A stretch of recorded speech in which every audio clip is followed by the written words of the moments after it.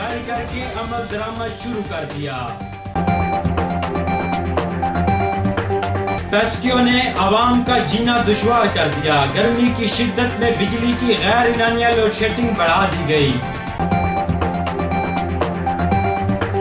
Dera Ismail Khan Multan road پر motor cycle اور مسافر when میں تصادم، موٹر سائیکل سوار زخمی۔ السلام علیکم، اعتدال نیوز کے ساتھ میں ہوں نعمان بھٹا۔ ہیڈ لائن آپ نے ملاحظہ کی ہے، خبروں کی تفصیل ایک بریک کے بعد۔ ڈیرہ اسماعیل خان کا مؤثر ترین اور سب سے زیادہ پڑھا جانے والا اخبار روزنامہ اعتدال، تازہ ترین علاقائی، قومی و عالمی خبریں، مقامی و ملکی موضوعات پر مبنی مایہ ناز تجزیہ کاروں کے پرمغز تجزیے، دنیا بھر میں کہیں پر بھی آن لائن ایڈیشن پڑھنے کے لیے وزٹ کیجیے ہماری ویب سائٹ www.اعتدال.com.pk۔ محکمہ پولیس ڈیرہ اسماعیل خان نے محرم الحرام کے حوالے سے سیکیورٹی پلان جاری کرنے کے بعد اس پر عمل درآمد شروع کر دیا ہے۔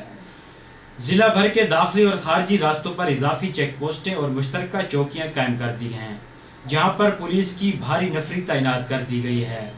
شرپسند عناصر کی کڑی نگرانی کے عمل کو مزید مؤثر بنانے کے لیے مربوط انٹیلیجنس نیٹ ورک کو متحرک کر کے شہر میں CCTV کیمروں کا جال بچھا دیا گیا ہے۔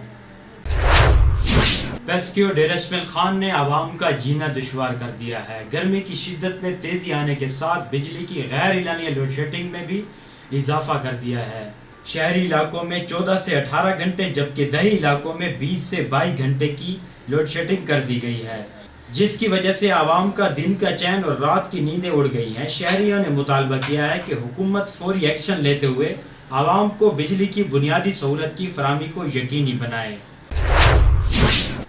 ڈیرہ اسماعیل خان ملتان روڈ پر موٹر سائیکل اور مسافر وین میں تصادم، موٹر سائیکل سوار شدید زخمی ہو گیا۔ حادثہ تیز رفتاری کے باعث پیش آیا۔ اب دیکھتے ہیں موسم کی صورتحال۔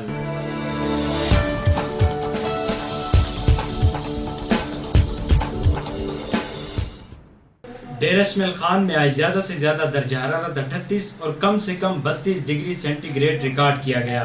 محکمہ موسمیات کے مطابق ہوا میں نمی کا تناسب 50% رہا، تاہم شہر اور مضافات میں گرمی کی شدت برقرار رہے گی۔